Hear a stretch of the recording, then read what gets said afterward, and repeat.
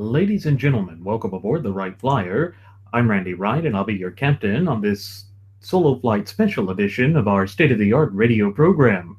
Folks, this will be the final boarding call, so if you please, claim your seats, fasten your seatbelts, kick back, relax, and enjoy the show while I go ahead and delve into the pre flight checklist, as there really is a lot of news and information to get to before I may fully indulge you with your in flight entertainment.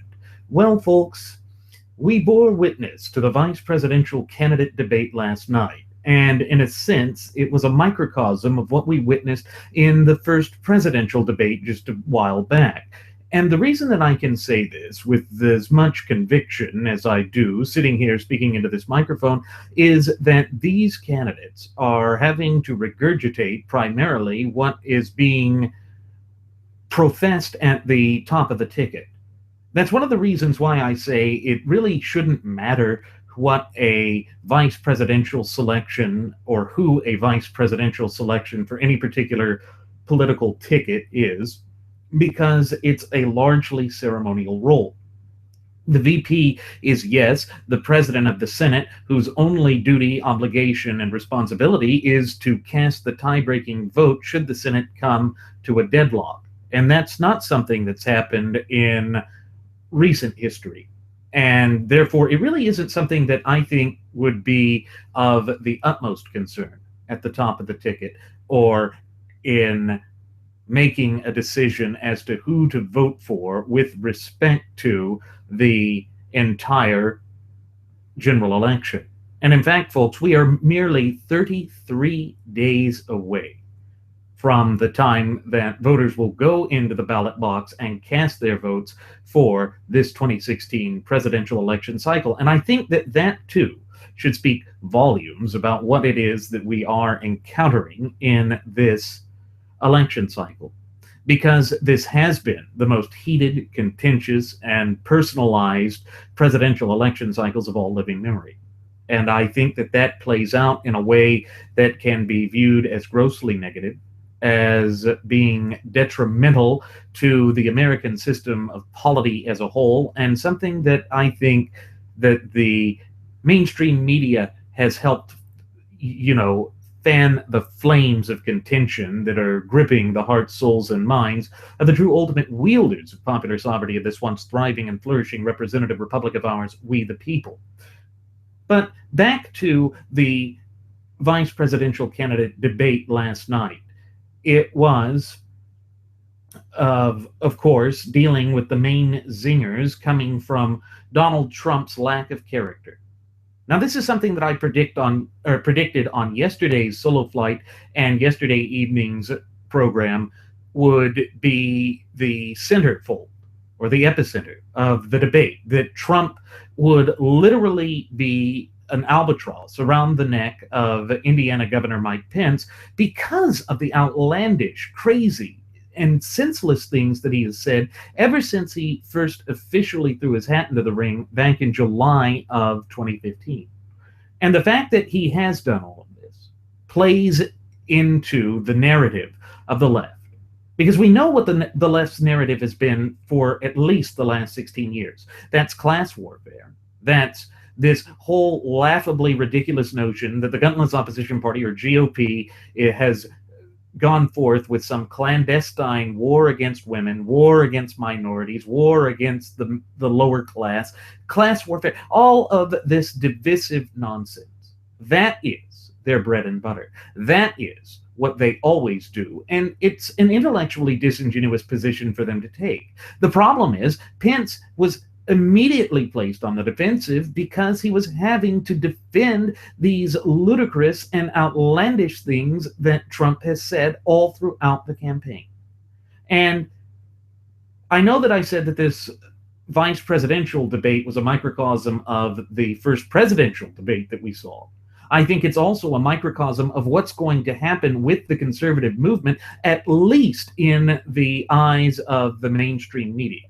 Because we know that the mainstream media will go forth and try and claim that anyone who proclaims to be a conservative will be automatically and instantly tied into or connected with Donald Trump. There's just no way around that. There's no way of escaping that. That is the stereotypical thing that they will do.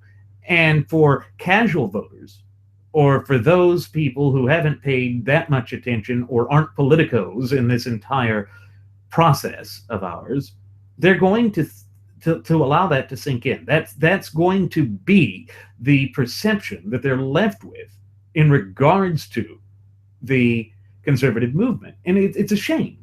It's a shame because, once again, it's not entirely a true narrative. It is not entirely a true reflection of what the movement is, who we are, what we stand for, or what our beliefs have always been.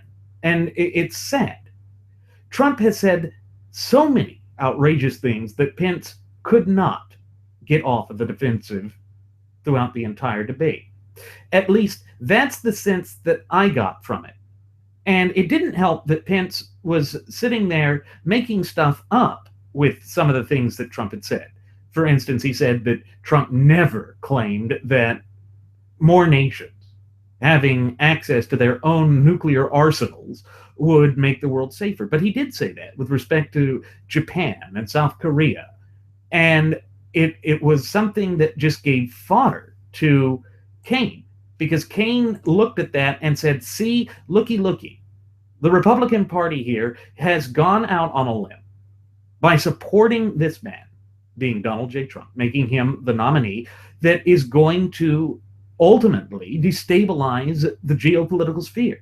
That was the narrative and talking point that he started with, and I don't think he relented from it. And it certainly didn't help that Trump had started the entire campaign, his entire campaign, by coming out and saying that all Mexicans are rapists. And then with the statements that he made about Judge Curiel, irrespective of whether Judge Curiel was biased against him or not, to lay that at the feet of race is to buy into the tribalism nonsense that is the centerfold of the so-called alternative right. They're the ones that go forth and say that nationalism in the United States must be based off of race, when in fact nothing could be further from the truth. That goes completely against the natural law tenets that form the bedrock foundation of our shared United States Constitution, as well as our representative Republican form of government. But Kaine started the debate by defending Hillary because of her emails and the Clinton Foundation scandals. Now, we knew this would be a problem for her, and she is not a good candidate. She is a frothing at the mouth Fabian socialist leftist who is dedicated to ultimately destroying the United States of America as we know and love it. But that's just par for the course. This was a fairly easy thing for him to bat down, since they've had plenty of time to prepare for this. And of course, I mentioned preparation again because one of the things that Donald Trump had admitted during the first presidential debate was that he hadn't prepared for it. He's not listening to his advisors. And so what good does it do to hire the best people, which is one of his main selling points throughout the primary process, if you're not even going to listen to them? If you're going to go out and make these lame brain, harebrained gaffes, mistakes, and just sticking your foot in the mouth every time you go in front of the cameras of the media. And the important thing to talk about with respect to the vice presidential debate and Kaine having to start off with defending Hillary, he was actually attempting to humanize her. He even attempted to get in the fact that Hillary was with a Methodist youth group as a kid in Chicago. Well, who cares? That's the problem. Look, I get the need to humanize the person at the top of the ticket, particularly when they are so abysmal and are the least popular candidates of all living memory, and if not all of the American electoral history. But who cares what she did as a kid? This is the sort of thing that makes these debates not really debates. It doesn't teach us a blessed thing about the candidates' policy positions. It doesn't teach us anything about how they would govern. It doesn't teach us anything. But Kaine also went in there to claim that identity politics is here and brought up the pre-civil rights era as if we have made no advancements in half a century. It's the same ludicrous notion that we've seen repeat itself over and over again ad nauseum throughout the arena of American politics by the left. It's the main thing that they push for here, folks. And of course, he failed to mention that it was the Democrat Party that was the party of Jim Crow. But things went from bad to worse when Quijano, the moderator there, started hitting Pence with Trump being too erratic. Now, folks, we here at Radio Aviation Excellence, the Wright Flyer, brought this up. We said that this would come to the forefront, that it would be the epicenter, that the graduates of Pavlov's School of Journalism for the salivating mainstream media would turn against him once he clinched the nomination. And that's exactly what we're seeing here. And it is playing out to the great detriment not only of the conservative movement, but in the more immediate sphere of things, it was impeding Pence's ability to put forth a coherent argument. So Pence tried to claim that Hillary and Kaine were running an insult-driven campaign. Now, folks, recall that Trump is the one that has gone out and insulted everybody. He is the one that refuses to expound upon policy positions and instead bases his entire campaign apparatus and system on baseless, uncorroborated, ad hominem attacks. Recall what he did to Texas Senator Ted Cruz during the primary process. And again, he hasn't ever struck Hillary with the same sort of virile ferocity that he has his fellow Republicans. So I guess that Pence hasn't really paid attention to the way Trump has run his campaign since the primary process, because he's trying to make it be deflected onto Hillary Clinton as if Hillary Clinton is running insults here. Hillary Clinton's not even having to tap dance around any issues. She's just having to sit back because Trump is doing all of the heavy lifting for her, proving her point that he is a disgraceful candidate and is not qualified to wield the reins of political power in this once thriving and flourishing representative republic and vibrant community of popular sovereigns of ours. And Pence was just unable to get through this. He then, rather ineffectually in my opinion, tried to pin Obama's entire foreign policy, or more accurately, lack thereof, on Hillary. Look, I don't like how Hillary ran things as Secretary of State, but we have to recall that the buck stops at the top. And that's what Hillary is going to be able to fall back on each and every time. She can just sit there and say, look, I was following orders. Now, does that work? No. That's the same type of defense that the Nazis during the Nuremberg trial tried to put up, and it was equally ineffective. But the problem is that the candidate she's running against is Donald Trump. He is the only Republican candidate in that vast array of candidates who is running that could possibly make Hillary look like a decent human being. And that is truly saying something. But moving on, Kaine then jabbed Pence on Trump's odd relationship with Russia. He then nailed Pence again, saying that both he and Trump had claimed that Vladimir Putin, the Russian autocrat and strongman, is a better leader than the current narcissist in chief. Again, this man-love type relationship that Trump has with Vladimir Putin is coming back to haunt us, just as we said it would. Putin is not a liberty-loving person. Putin does not support the fundamental pillars of this constitutionally endowed federalist representative republic of ours because he is an autocrat. And that's part of the problem. Because when you attach yourself to someone like Vladimir Putin, it's so easy for people to just come out and say, looky, looky, see, you really are part of the problem. You really are embracing strongman tactics and are positioning yourself in a way that's diametrically opposed to the natural law tenets of this country. But of course, that was not mentioned during the debate. But what's interesting to note is that the moderator tried to step in at this point and claim that they were planning to get to Russia at a later point, in which they did. But Kaine again interjected that Trump claimed that Putin was a great leader. Folks, this is playing out just as Jeremy and I warned that it would. When you have such strong praise for an autocrat, it's bound to be used as a political weapon against you. There's just no avoiding that. And unfortunately, that is a trap that Trump has laid for the entire electoral process here, because it's just giving easy ammunition to the frothing at the mouth Fabian socialist leftists to bludgeon both he and Mike Pence over the head with. And so you see that Pence was put into a hole before the debate even started because of the asinine things that Trump has said and repeatedly said. And that just, you can't get around that, folks. You cannot.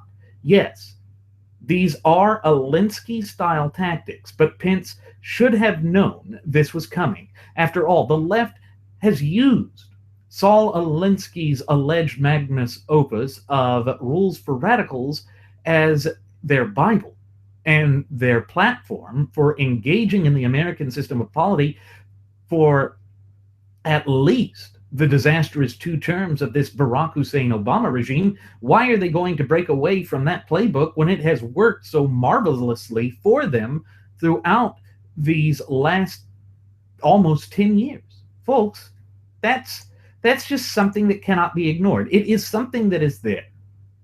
And Pence just came off as though he was ill-prepared for this, as though he was just going to parrot the same off-the-wall things that Trump had said all throughout the campaign, going back to the primary process, all the way through this general election cycle.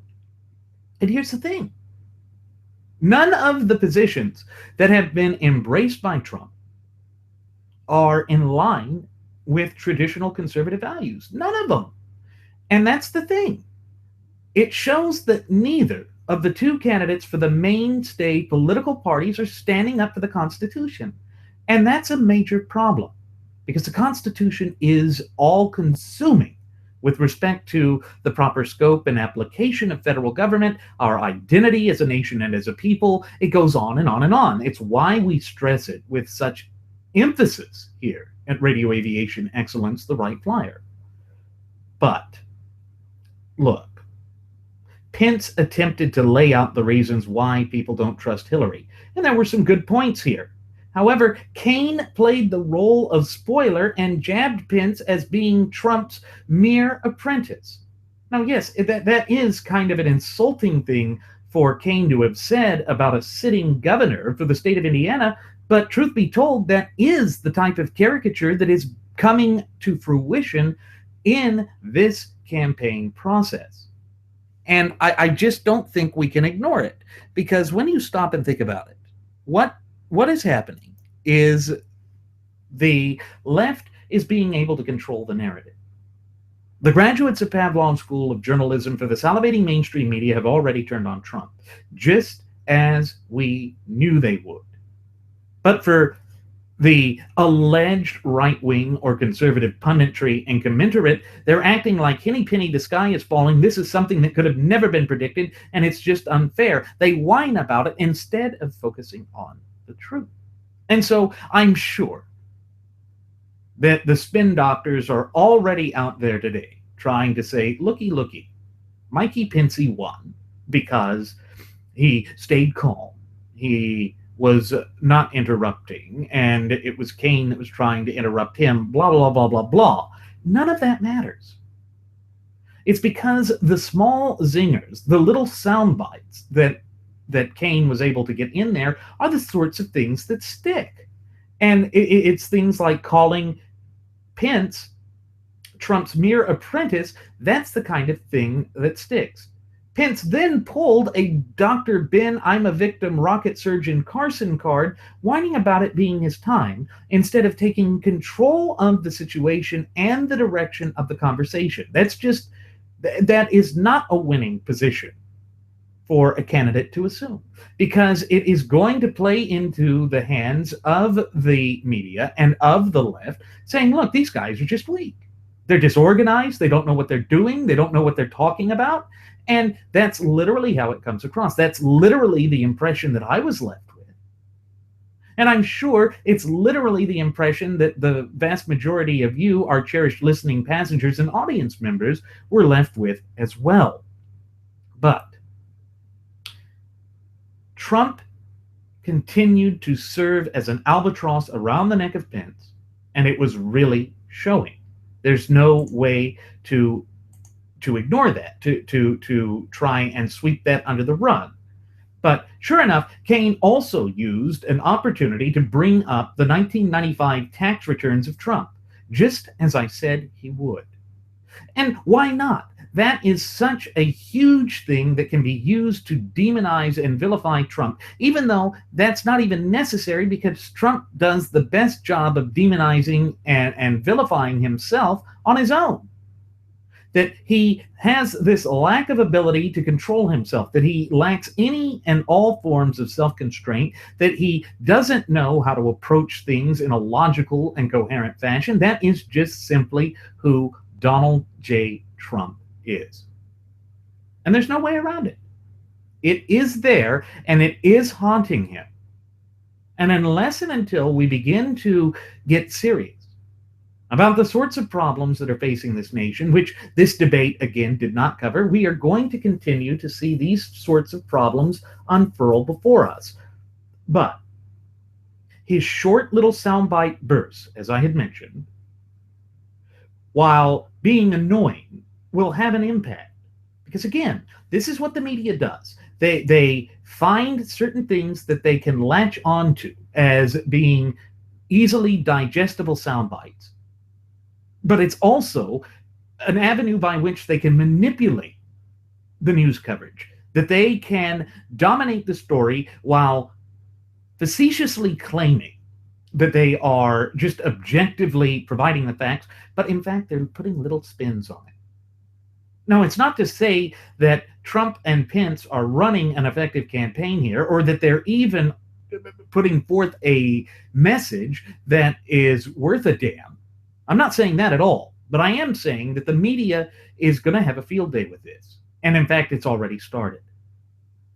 And it should have been open and obvious to Trump's handlers.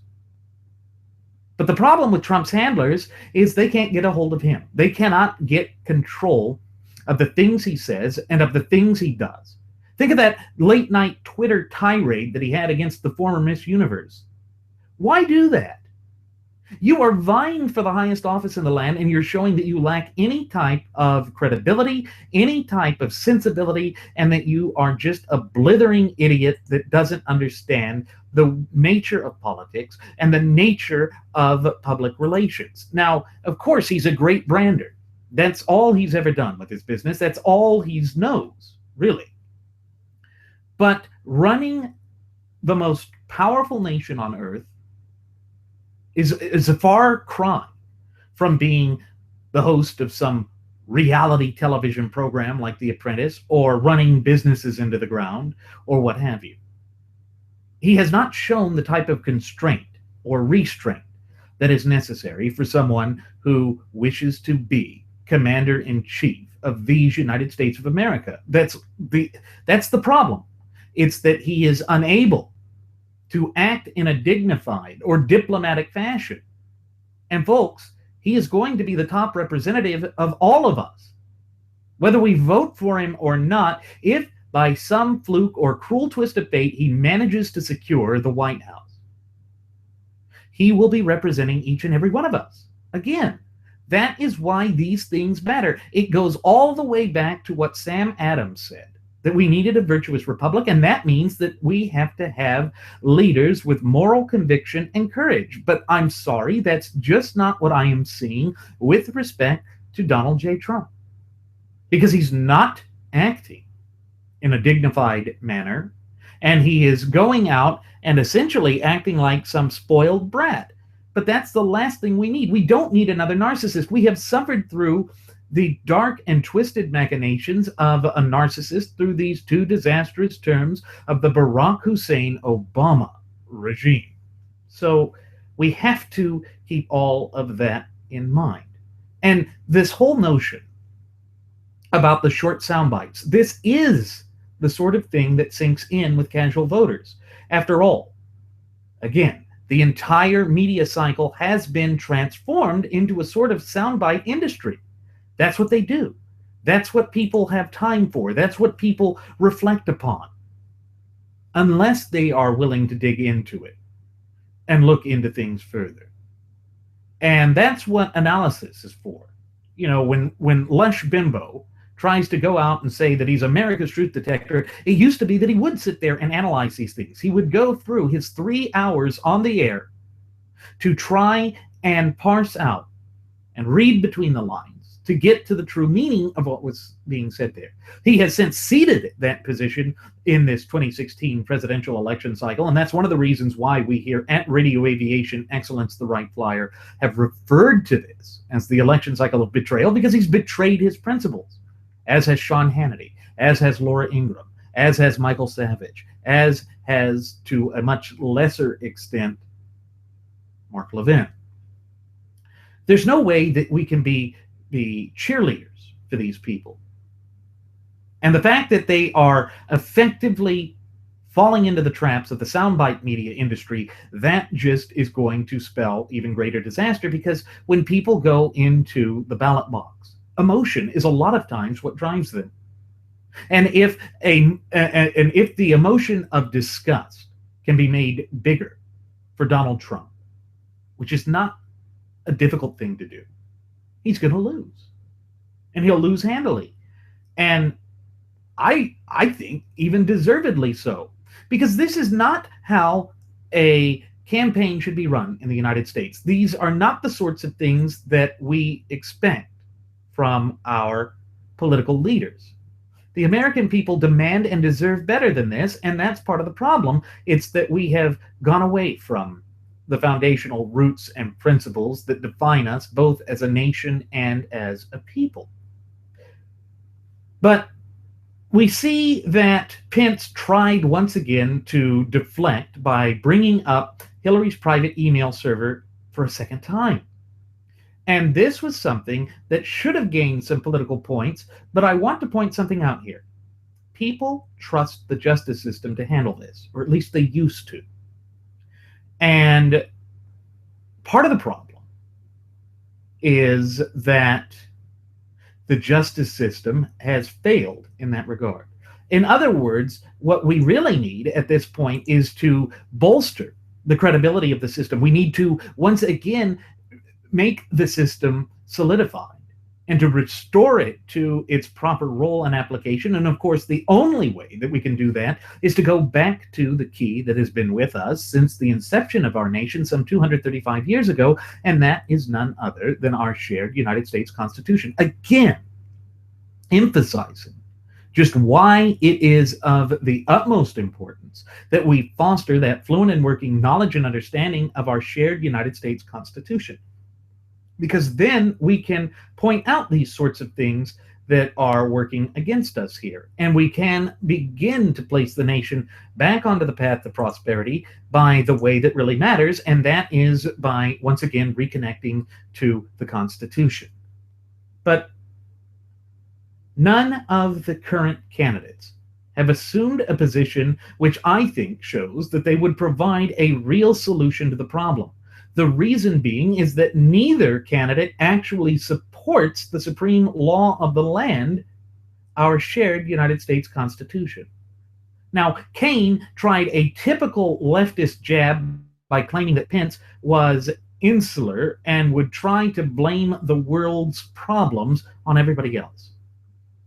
What the hidden context of this message is that Kaine blames America for the world's problems. In other words, he's one of those blame America first type crowds, and that just isn't going to cut it. It doesn't represent who we are. It doesn't provide us with practicable and real world solutions. It just is some fluff that the left always turns to and that they never break away from or back away from. And therefore, it just plays out as a disastrous plot and scheme. But again, the answer rests within the Constitution. The debate clearly demonstrates that this format is not really serving the needs of the people. I wish this wasn't the case, but it's as clear as day for anyone who's observing this in an objective fashion to see. The fact of the matter is that none of what was discussed thus far touches on providing real solutions for the major problems facing the nation. And of course, that centers around the government getting in the way of the citizens. It's something that my first officer, Jeremy Grapington, and I have harped on time and time again ever since we first started producing these shows a little over a year ago. But here's the thing that we have to keep in mind. The Constitution is what defends us, and we have to we have to protect it. I'm sick of the Constitution being ignored, but that seems to be the common theme and thread of this election cycle, ignoring the supreme law of the land, and that just is unacceptable. It is absolutely unacceptable. Now, the next major segment of the debate focused on Trump's taxes. Again, folks, recall that I said on yesterday's program that this would be one of the top things that would be a topic of discussion in the debate. It's because it's fresh in the news cycle. It's because it paints Trump in a negative light, which is not hard to do because Trump is always in a negative light. And it works to the great detriment of we the people. That's always what it does. And the only way that we can overcome this is to focus on the things that matter. And the things that matter are in the Constitution. Again, something that was greatly missing from this vice presidential candidate debate. And I think it clearly demonstrates one of the shortcomings of this type of debate format and showing. But anyway, Pence tried to deflect to governmental spending, showing that once again, he wanted the focus to be on the economy. But the economy is really just a symptom of the larger overarching problem that is facing this once thriving and flourishing representative republic and vibrant community of popular sovereigns of ours. It's something that, yes, is a concern, but it will right itself. It will correct itself if we go back to strict adherence to the clear and concise language contained within the four corners of our shared United States Constitution at all levels of government. That's literally what the most important thing is, and it's literally the thing that was discussed the least in this vice presidential candidate debate. And that's part of the major problem. That's part of what we object to with respect to the GOP nominee, Donald Trump. Because by his own admission, by his own fruition, he says that he has not once read the Constitution from cover to cover because he doesn't find any intrinsic or inherent value in it. I'm sorry, folks, but to me, that should automatically disqualify him, because on Inauguration Day, the first thing that he's going to do is be sworn into office by the Chief Justice of the United States Supreme Court, in which he will vow to uphold and defend to the best of his ability the United States Constitution against all enemies, foreign and domestic. He's not going to do that. How can you do that? How can you say that with a straight face when you don't find any value in that sacred document? Again, that is why we say here at Radio Aviation Excellence, the Wright Flyer, that the only litmus test that applies or should carry any sort of weight or influence is the Constitution. That's what you use to determine whether or not a candidate is qualified to be the commander-in-chief, to be the top executive official in these United States of America. And unfortunately, that is not the way that this 2016 presidential election cycle, which is nothing short of a fiasco combined with a debacle, is. There's just no way around it. But we see then that Kane tried to blab about 15 million new jobs. You see, again, they're trying to paint the economy and the state of affairs in America as rosy. because they want to try and make the Democrat position look good. And again, this is what happens when you focus on penultimate concerns. It allows you to bring up statistics or things that can be easily cooked. You know, Mark Twain once said that there are statistics, with respect to statistics, there's liars, there's damn liars, and then there's statisticians. Well, that is the sort of thing that the Democrats have been relying upon all throughout the disastrous 2 terms of the Barack Hussein Obama regime. And we would certainly get it under Hillary. But I think we get the same thing under Trump. And that's the problem. Trump will tout things that have been proven beyond a reasonable doubt as false, as the honest to God's truth, and the Lion Branch Trumpidians will emerge from the Trumpidian tabernacle and proclaim it as the second coming of the Quaff. But again, none of that really connects to the matters of importance, to the things that we should be concerned about, both as a nation and as a people, because it is not in line with the natural law tenets that form the bedrock foundation of our country, or with the supreme law of the land.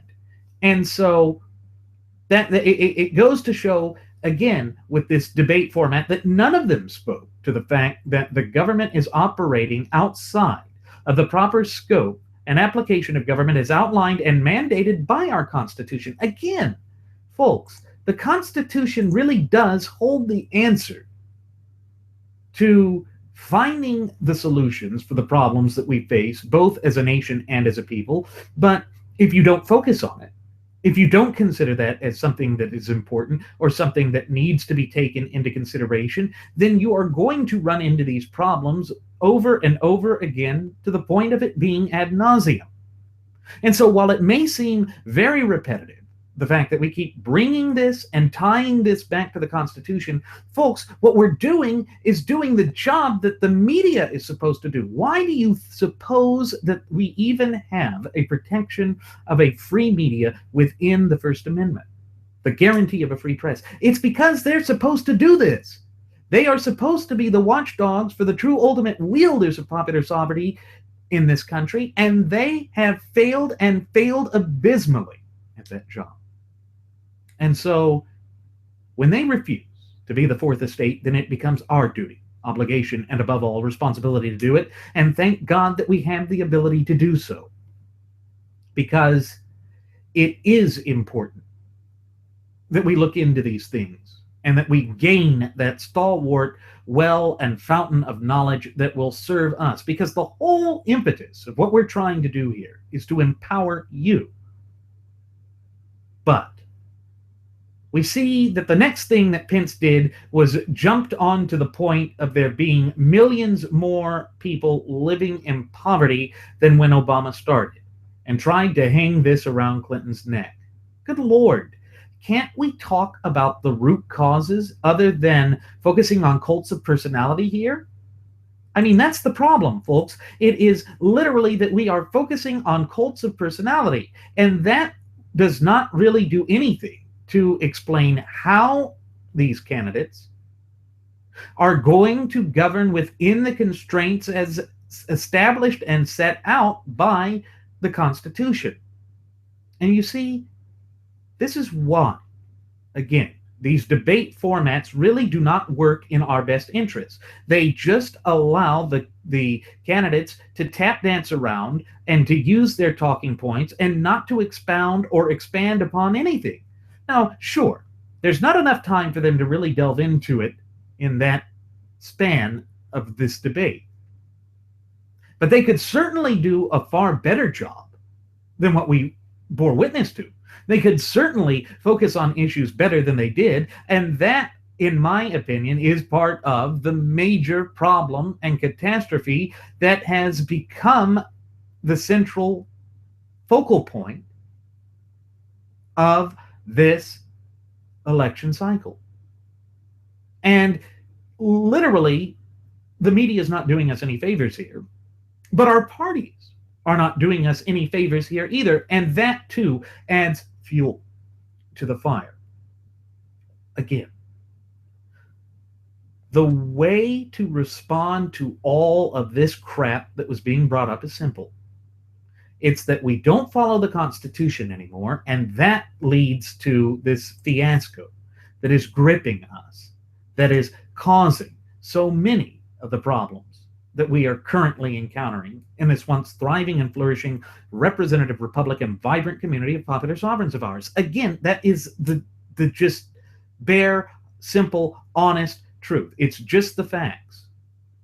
But they don't want to focus on it. Folks, we have to get back to the Constitution. It really is that simple, that black and white, that cut and dry. But staying in line with this, Pence attempted to continue to attack the new jobs numbers with select examples from his home state of Indiana. Okay, that's a decent tactic, but it only addresses part of the problem. Again, the root of why things are performing so poorly is because we don't follow the Constitution and the foundational principles of our representative republic. And that is one of the glaring problems that needs to be addressed. And it just isn't. It's funny to note that while all of this was going on, the entire time there was a blown up copy of the text from the Declaration of Independence behind the candidates. And it's really striking to see that. It's striking to note that neither one of the candidates spoke with regard to the brilliant text that is contained in that document.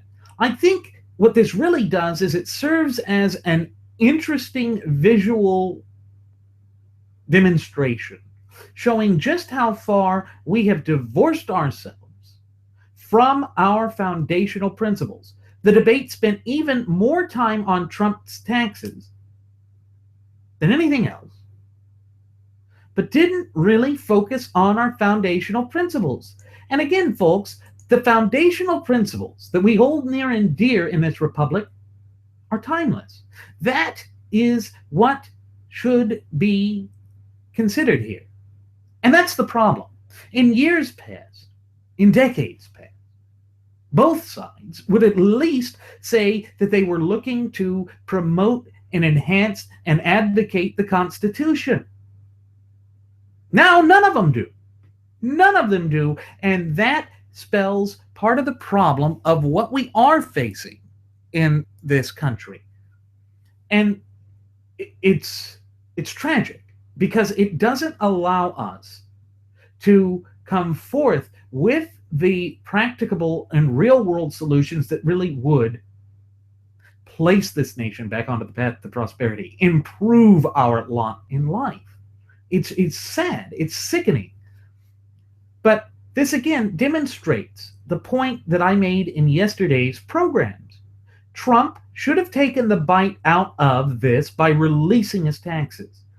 Pence attempted to say that Trump used the tax code brilliantly, but that's not how this is appearing to the electorate. Again, it boils down to the notion that perception can and often does matter more than reality in the arena of American politics. Again, that's one of those things that is just there, that you can't literally escape from. It is there and you have to deal with it. And I am not convinced that Pence had done a good or decent job in dealing with that. And so he came out as looking ineffectual. He came out as looking as though he was playing catch up throughout the entire debate process. Now, folks, that is not the way to win a debate. But again, this is not a true debate format. Now, the next major area of discussion is the topic of police shootings. Quijano tried to tie the whole issue to race, perhaps insinuating that the police, and not even just perhaps, I'm going to come out and say it, he was insinuating that the police operate from a racial bias. Again, embracing this frothing at the mouth Fabian socialist agenda of identity politics, attempting to pit American citizen against American citizen using the tried and true, albeit threadbare tactics and strategies of divide and conquer. But that doesn't provide us with any answers. That just tries to once again say why we have to fundamentally, permanently, and irreparably transform these United States of America away from being a constitutionally endowed, federalist, representative republic into some twisted dystopia in which we're cursed with the failed policies of the left. And unfortunately, that is the problem with the right in this election, that they are the Me Too party now. When was the last time that the gutless opposition party or GOP actually stood for something other than being opposition? It's been a long time. When was the last time that they actually did what they said they'd do?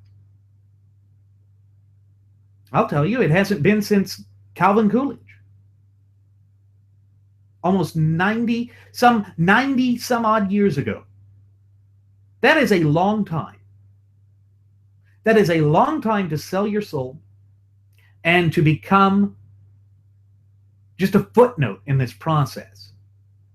Making it a tango where you're trying to say that there are two separate, distinctly individual parties when in fact they're just two coats on the same, or the two tails on the same coat. That's what we're seeing. That is what we are experiencing. That is the major realization that the 2016 presidential election cycle should show.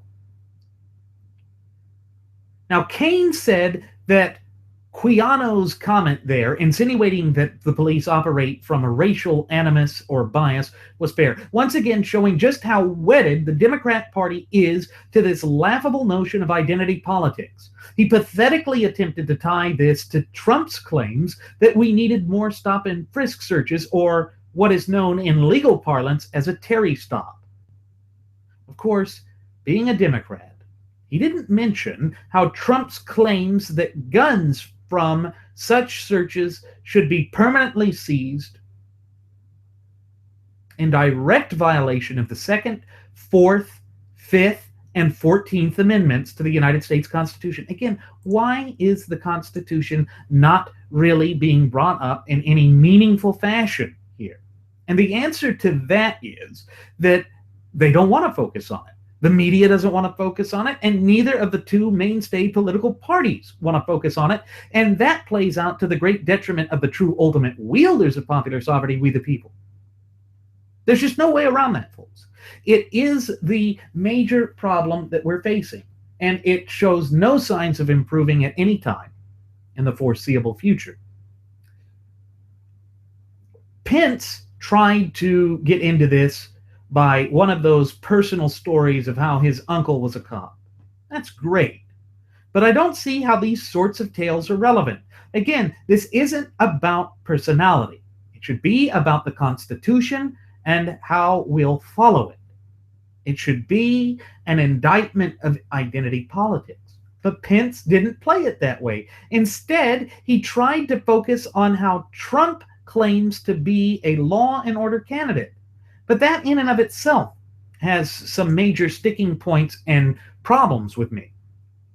Because if he's unwilling to follow or abide by the constraints that are clearly enumerated within the clear and concise language of the Constitution, how can he be for law and order when that is the supreme law of the land? How can he be a law and order candidate when, in fact, he doesn't find any value in the Constitution, which, pursuant to Article 6, Clause 2, what is known as the Supremacy Clause, is the supreme law of the land? You see, when you examine these things under the totality of the circumstances, it becomes nigh impossible to defend him or to place him out in front of the American people as some viable candidate. Because he's not viable. Because he is contradictory. It shows he doesn't mean a blessed thing that he says, and I think that plays out to the great detriment of the American people. And it is why so many within the American electorate are disillusioned and disenfranchised by the American system of politics. And of course, the media is not doing us any favors with this, and neither of the two mainstay political parties are doing us any favors with respect to this either. It is a fiasco. It is something that plays out in such a negative light that we just can't ignore. But it could work if Trump said that he was for following the law. But recall that Trump had gone out and said that he could shoot someone on Fifth Avenue and not even lose a single voter. Now, how is that being a candidate for law and order? When he is blatantly going out there and saying he could break the law and everybody would still love him, and therefore he doesn't have to follow the law. Again, he's no different than Hillary in that he thinks that he can carve out a special niche for himself to have two sets of law that apply, one for those who wield the reins of power and one for the peons or everybody else. That is not who we are.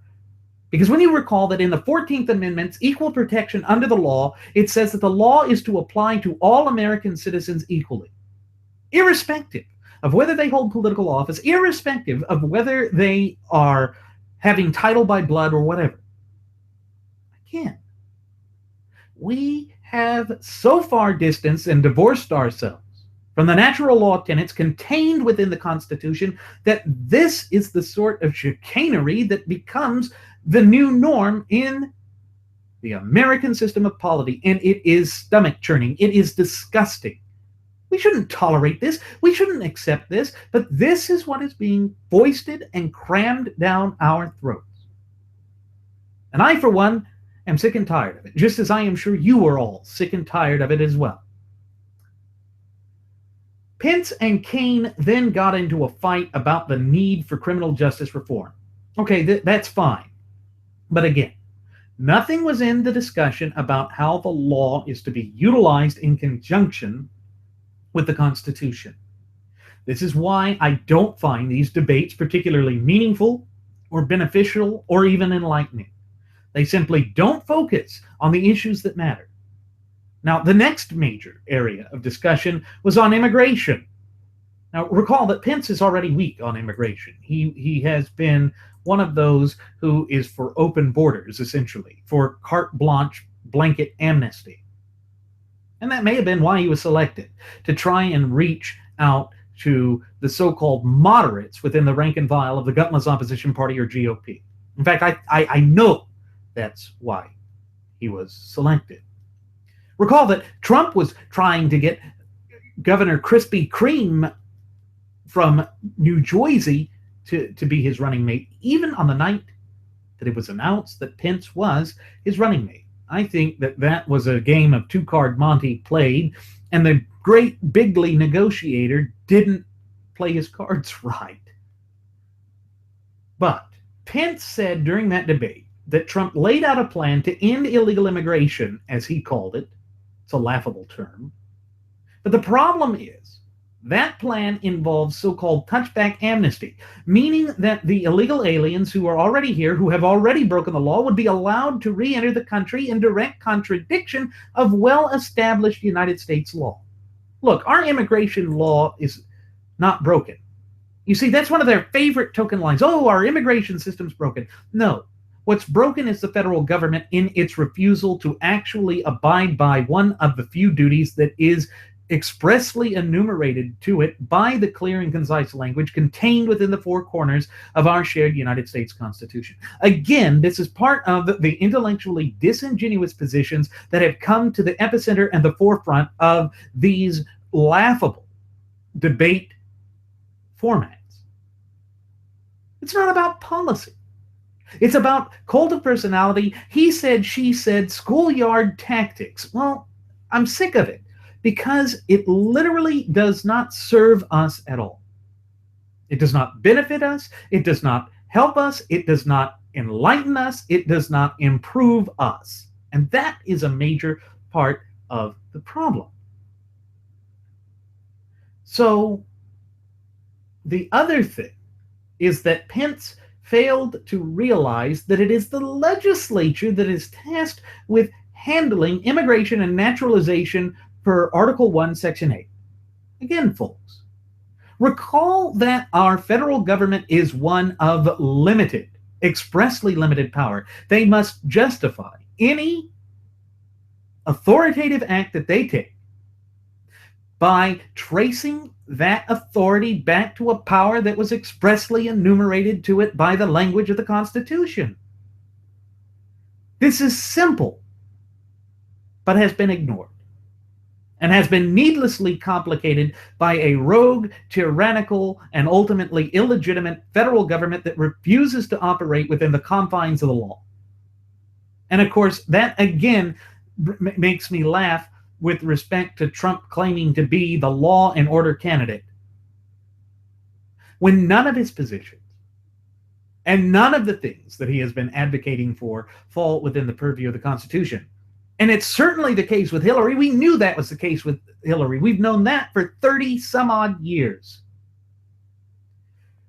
So it plays out as political kabuki theater at its worst. And I think that, again, that is doing a grave disservice to the true ultimate wielders of popular sovereignty, we the people.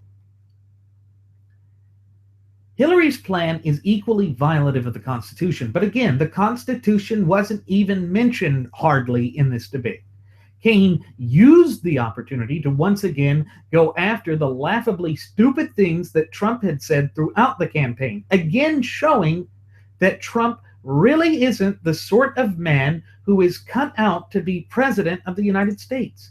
I'm sorry, folks, but that is exactly how this plays out. And Trump has done Pence no favors. And he certainly has done no favors for the conservative movement by and large as a whole. Because recall, he said that it's the Republican Party, not the Conservative Party. What message does that telegraph to the people?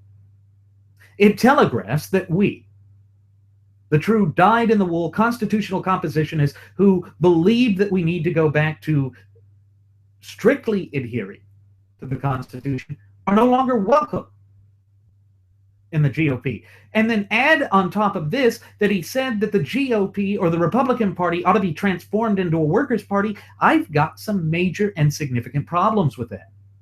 Because, folks, again, it plays out in a way that is diametrically opposed to the needs of the American people and to the proper scope and application of the federal government as defined, delineated, and mandated by the United States Constitution. Again, the Constitution received so little time and coverage in this debate that the entire debate ought to be just considered as some propagandistic excrement show in which we give little to no credence to it, because ultimately and literally it was not focusing on things that matter. I wish that weren't the case. I wish that the case was that they had decided to focus on the Constitution, that they had decided to follow the Constitution and to discuss how the policies in this election cycle either line up with or coalesce with the Constitution or not. But that's not what they've done. That's not what they believe in. It's not what they think is of the utmost importance. And I think that plays out to our great detriment. Once again, the graduates of Pavlov's School of Journalism for the salivating mainstream media delivered a farce of a debate. There's hardly any context to what either of the candidates were saying, because they missed the mark with respect to the Constitution. Again, folks, the Constitution is the only litmus test that matters and should matter when determining whether any of the candidates vying for president, or in this case, vice president, are qualified to hold that office. Because that office, respectively, is established and governed and regulated by the Constitution. You see, that is why the Constitution is all-encompassing. That is why the Constitution is so important, and that is why this election cycle has been so depressing. It's because people are not paying attention to the Constitution. People are coming to this, approaching this from a state of raw emotionalism, thereby leaving themselves highly susceptible to the twisted machinations of those who are not looking out for their best interests. People like Donald Trump and Hillary Clinton. And certainly when we buy into that laughably absurd garbage notion of voting for the lesser of two evils, it leads to this trap that we're facing right now. It leads to acceptance of candidates who are otherwise wholly unacceptable. Well, I'm sick and tired of that.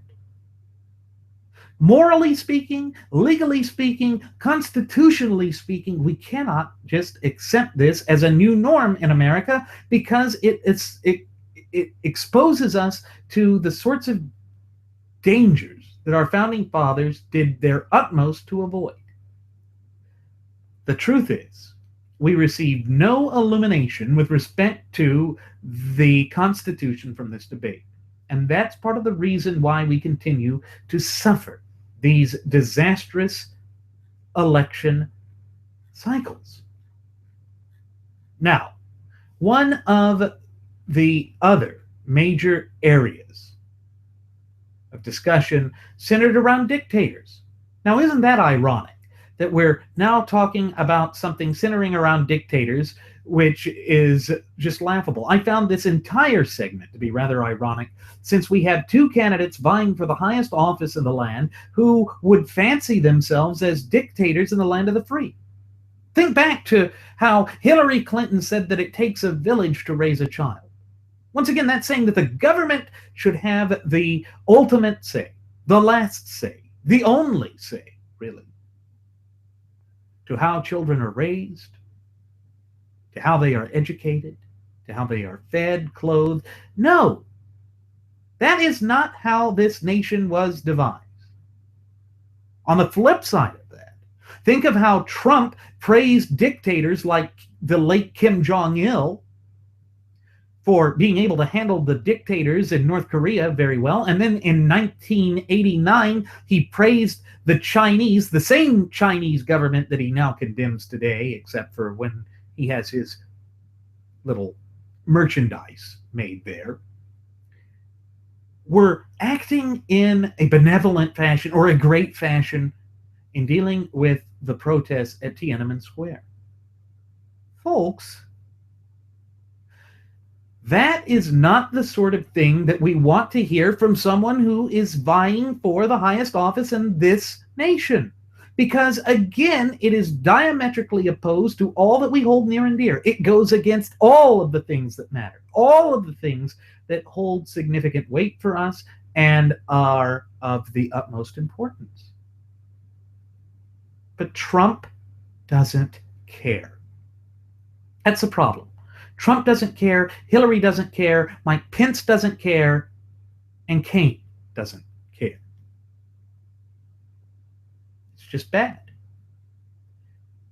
Kaine tried to link this thing with dictators to Trump's statement that the world would be safer with more nukes. And here's where Pence lied. Pence tried to say that Trump never said that the nations of the world needed to have greater access to nukes, that having access to nukes was important.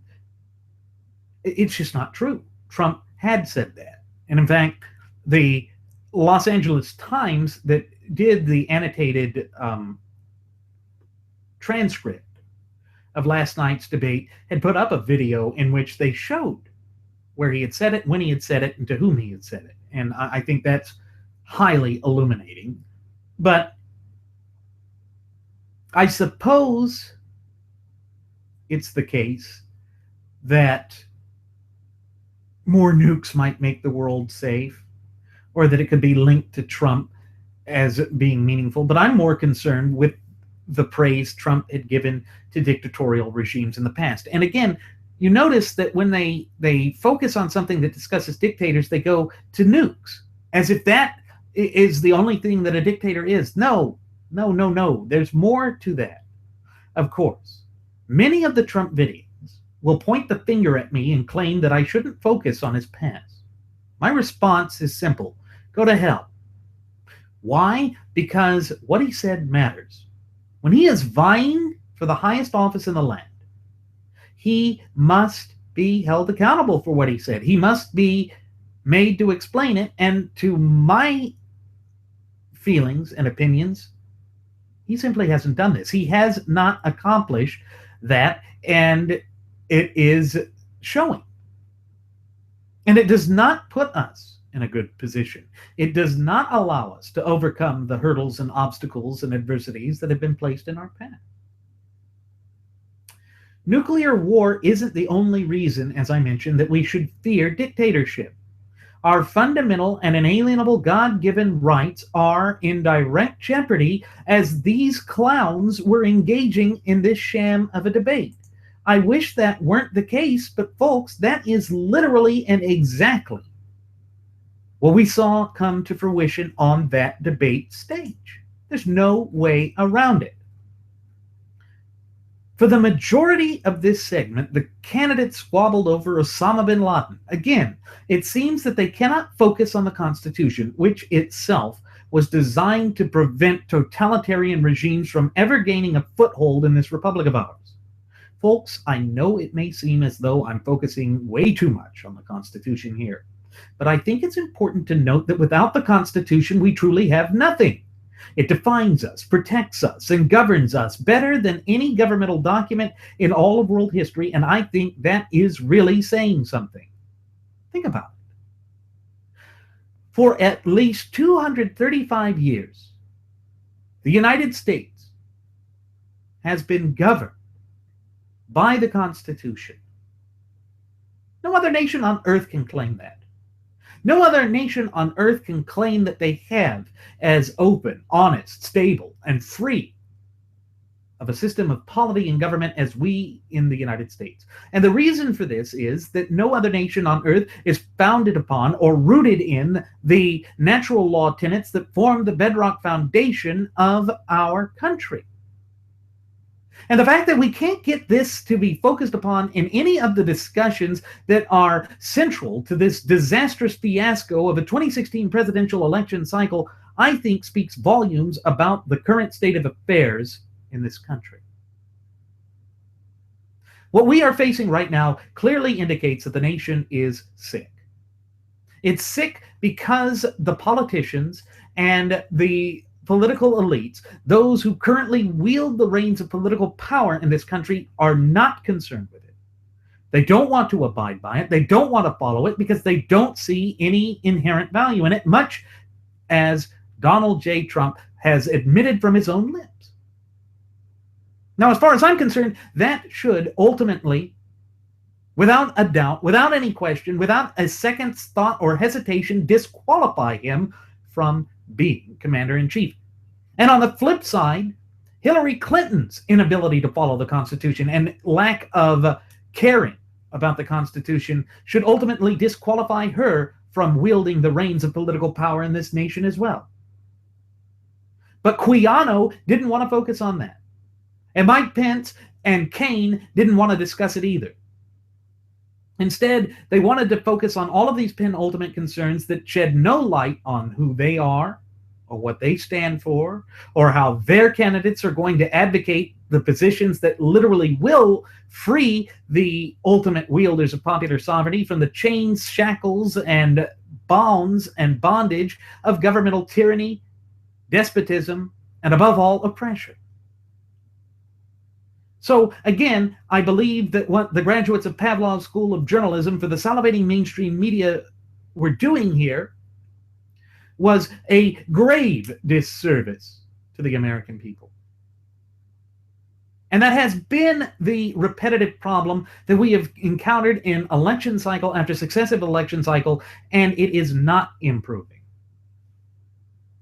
Again, the Constitution is what matters here. It really is. Then, they moved to the topic of extreme vetting. This is in connection with the Syrian refugee program. Again, Kaine tried to play the line of identity politics. Why is it that the left always does this? It's because they know that deep down, intrinsically, that the American people will never openly accept in a free marketplace of ideas their frothing at the mouth Fabian socialist leftist agenda, because truly it is not based in anything that matters. Much like the gutless opposition party or GOP, it's just standing in opposition of something. They don't create, they destroy. That's all they do. That's all they know how to do. And we have seen that regurgitated in election cycle after election cycle, and it is tiresome. The problem is that the gutless opposition party has become just that, a gutless opposition party that doesn't stand for anything, that doesn't advocate for anything, that doesn't really represent anything of value. And when the two mainstay political parties essentially become like Janus, the two-headed Greek god, that is a major problem. It shows that they will both continue to push us, kicking and screaming and against our will, further and further to the left, to the great detriment of us, to weaken the status of the American people as popular sovereigns. This is unacceptable. This is why George Washington, the father of our nation, warned in his farewell address that we should avoid dividing ourselves into competing and disparate factions, because when we do that, we lose sight of the overarching picture, the greater thing of importance.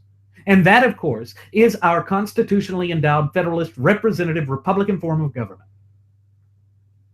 And the linchpin to all of it, and the cornerstone of all of it, and what this nation stands for and represents, is the Constitution. And the fact that we can't seem to get back to it, or that we can't even focus time on it in a debate that is supposed to be based on policies in which these candidates are supposed to draw it out and connect it to the Constitution, that speaks volumes as to exactly what is wrong with the American system of polity as I sit here and speak into this microphone, conveying this message unto you. And I certainly wish it wasn't the case. I wish that I had words of comfort and solace to convey to you, but there is none. There are none that can be conveyed with respect to this. Now, Kane tried to play the line of identity politics, as I mentioned, and it was also at this point that the interruptions seemed to be more annoying than usual. Folks, again, the notion of this format for debate is laughable. It's really not a debate at all. Now, there's something interesting to note here, that Kane actually mentions the Constitution during this extreme vetting aspect and in connection with the so-called Syrian refugees. He said that by vetting people, that this violates the Constitution by blocking people based on their national origin rather than whether they're dangerous. What in the hell is he talking about? Article 1, Section 8 of the Constitution clearly delineates that Congress is the one that makes the immigration and naturalization laws. It places no inhibitions or restrictions upon them. Sure, the Supreme Court, which gave itself power in the early 1800s case of Marbury versus Madison of judicial review, has taken it upon themselves to disregard the Constitution and to apply things that aren't there. But no, if you go back to strict adherence to the Constitution, what Kane was saying there is demonstrably absurd. And I agree with Pence that it is false. The Constitution does not, as I mentioned, restrict the manner in which the legislature can limit immigration and naturalization.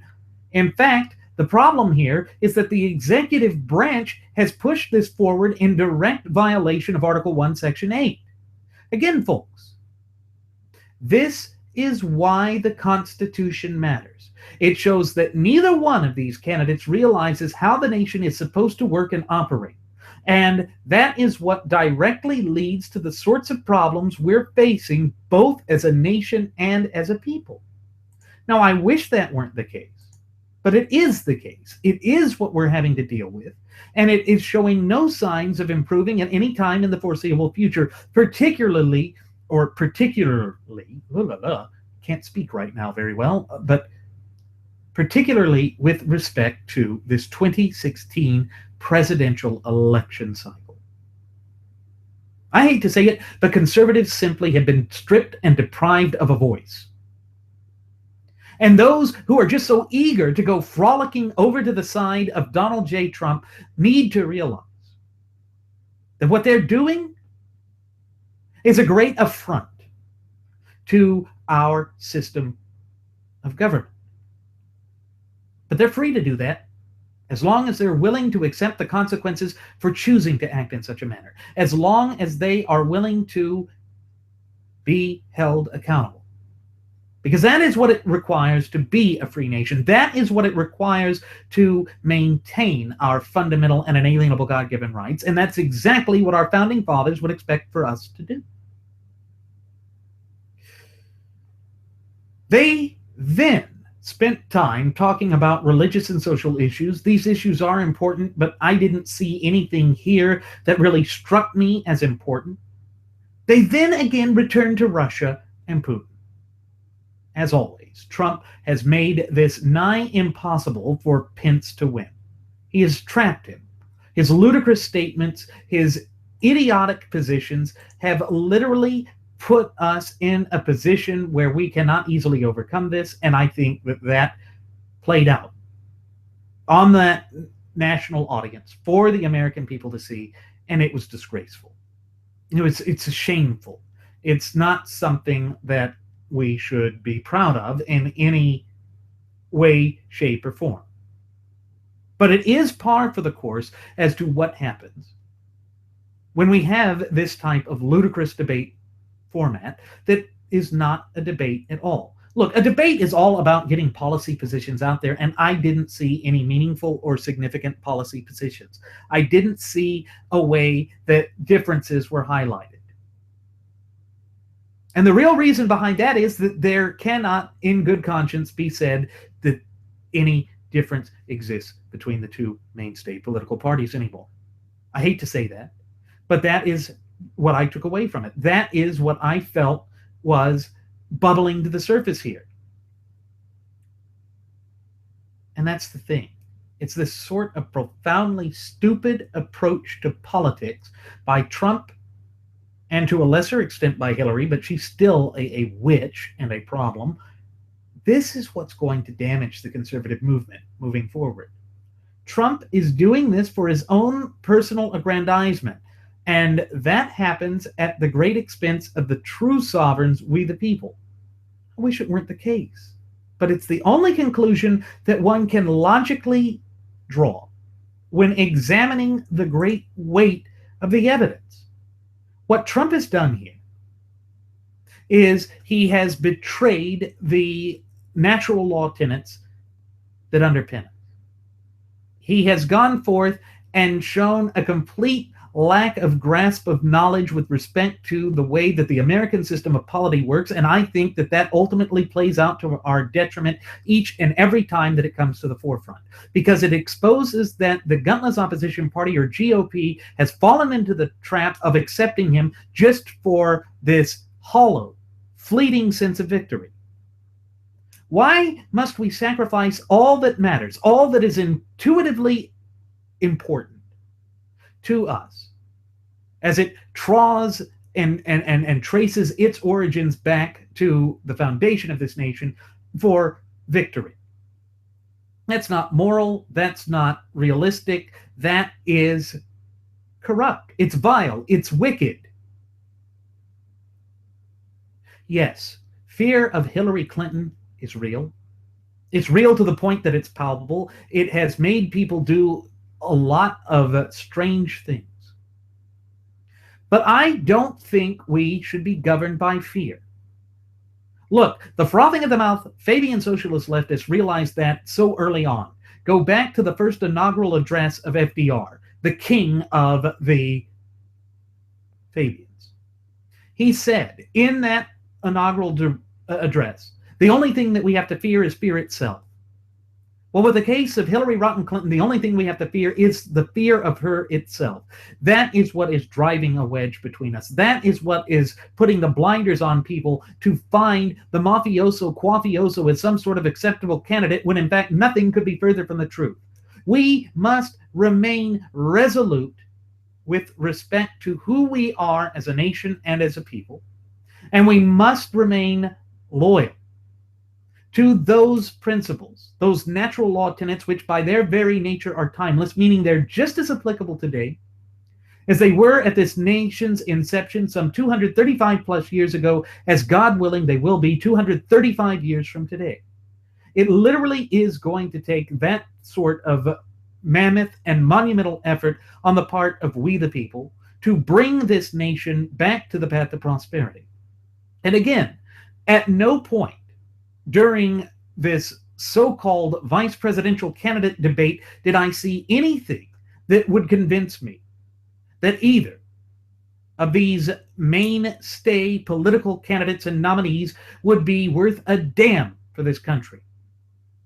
Because there was nothing there that is. There was nothing there that tied them to the Constitution. There was nothing there that they illuminated or shed light onto that would allow this nation to progress as our founding fathers originally intended it to do. And I think that in and of itself plays a significant problem into what we're facing. It just does. There's no way around it. Here's what we need to take away from this debate. None of the candidates for the two mainstay political parties are looking out for the American people. They're all wedded to the notion of increasing the size of government. This is directly in contradiction to the intent of our founding fathers when they conceived this nation some 235 plus years ago. There's really no way around this. Folks, I wish, again, it wasn't the case, but wishing ain't gonna do squat. But it is the case that we're facing. Trump and Hillary are both seeking to redefine the way the American system of polity works. They're disregarding the Constitution at every step, and their vice presidential running mates are advocating the same positions, as though they are puppets. This is ludicrous, folks, and it truly has no place in an open, honest, and above all, free society like that of the United States. It just doesn't. To disregard the Constitution as these people have is to do a grave disservice to the wielders of sovereignty. Pence attempted to do the best he could, yet he lied about many of the things Trump said. He insulted our intelligence just as Cain did. Neither one of these men are qualified, in my opinion, to be vice president. It's just the facts, and there's no getting around it, folks. There's just none. And unless and until we start to hold these candidates' feet to the fire with respect to strictly adhering to the clear and concise language contained within the four corners of our shared United States Constitution, we're going to continue to see these sorts of fiascos become the new norm. In fact, I would go so far as to say that it already has become a new norm in the American system of polity. And folks, to my mind, that is a grave travesty. It is a great tragedy because it shows that we are losing ourselves. We're losing our self-identity and the things that matter in this nation as we polarize ourselves to such a degree that we no longer see a common good. How do we secure the blessings of liberty when we turn our backs on liberty, when we turn to the government to provide us with a sense of security? Again, the prophetic words of one of our most brilliant founding fathers in Benjamin Franklin comes to the surface. Because if you recall, Franklin said, "Those who sacrifice essential liberties for a fleeting sense of security deserve neither liberty nor security and shall surely have neither." That's where we are. That's what we are facing both as a nation and as a people, and it shows no signs of improving at any time in the foreseeable future. And Pence and Cain and Trump and Hillary, it doesn't matter. They are not standing up for what this nation was intended to be. How did America ever achieve such lofty heights in her relatively brief yet illustrious history?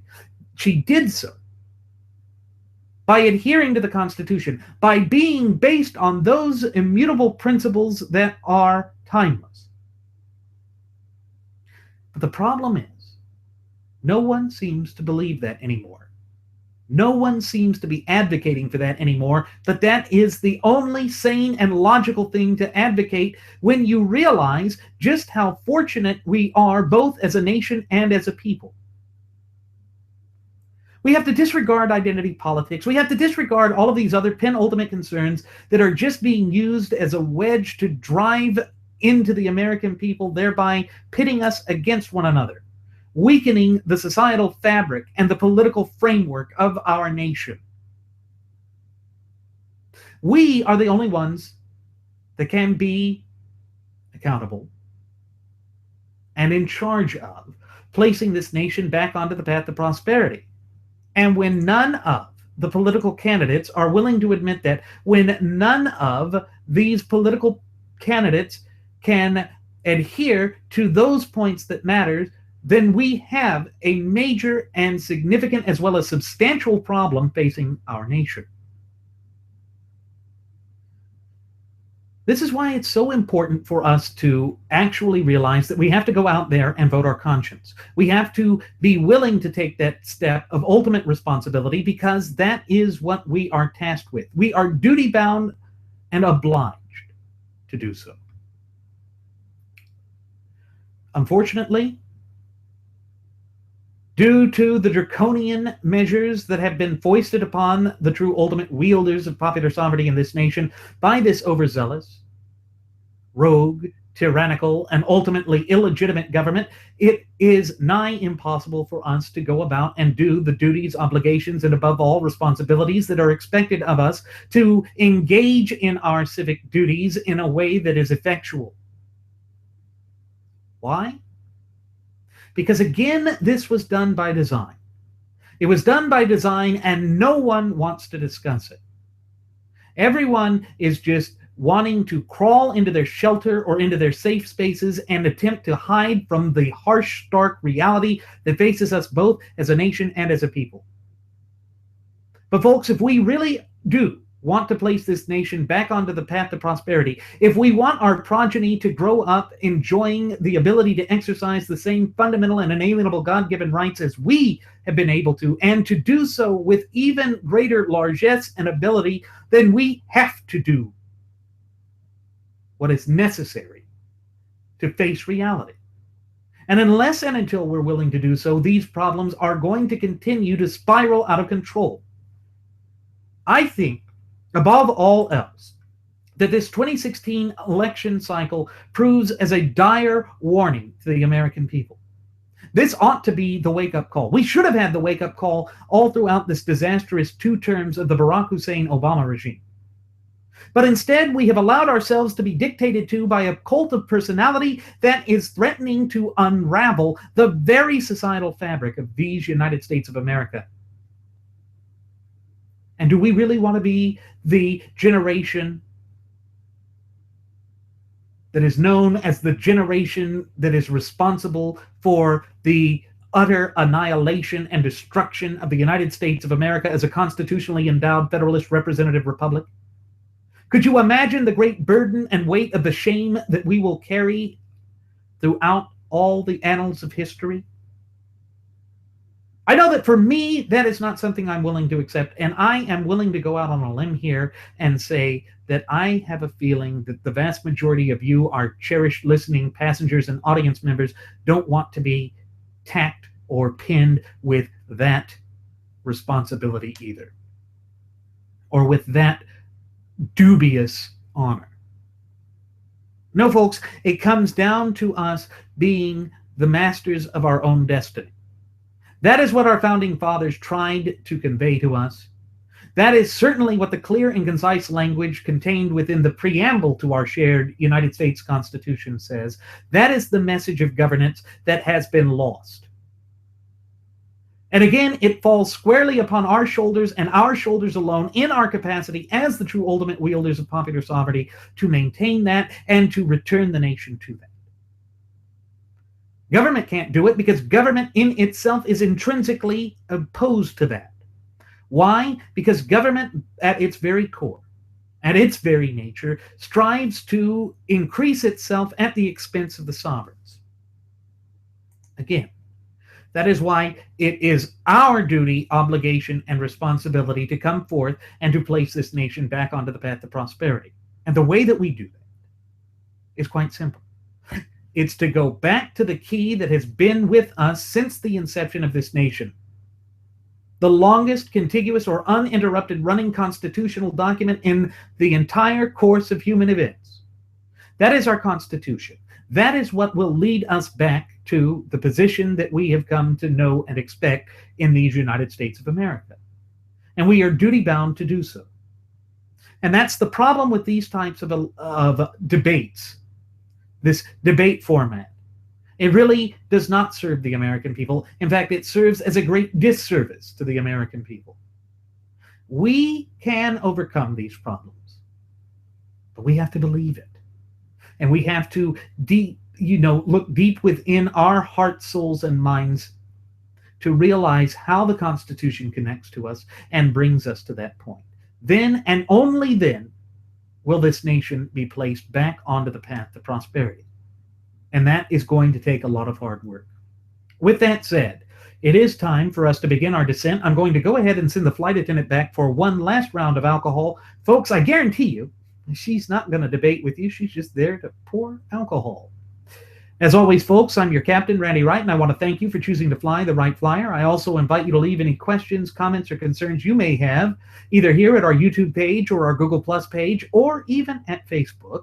And then on top of that, I invite you to follow us at Twitter with the Twitter handle at Radio Aviation EX. One more time, folks, that's at Radio Aviation EX. And there you will find the departure board that lists both my own and my First Officer Jeremy Grapenton's personal Twitter accounts, our Blogspot account, where we are putting up audio-only versions of our state-of-the-art radio program, and the Cafe Press account.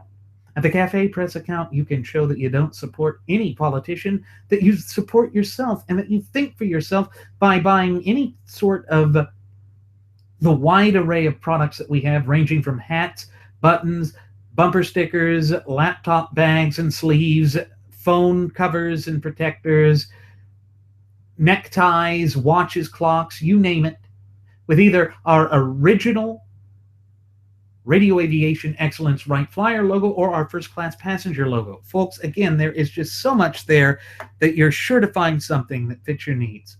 Once again, thank you for flying the Wright Flyer. We will see you again next time. Do take care.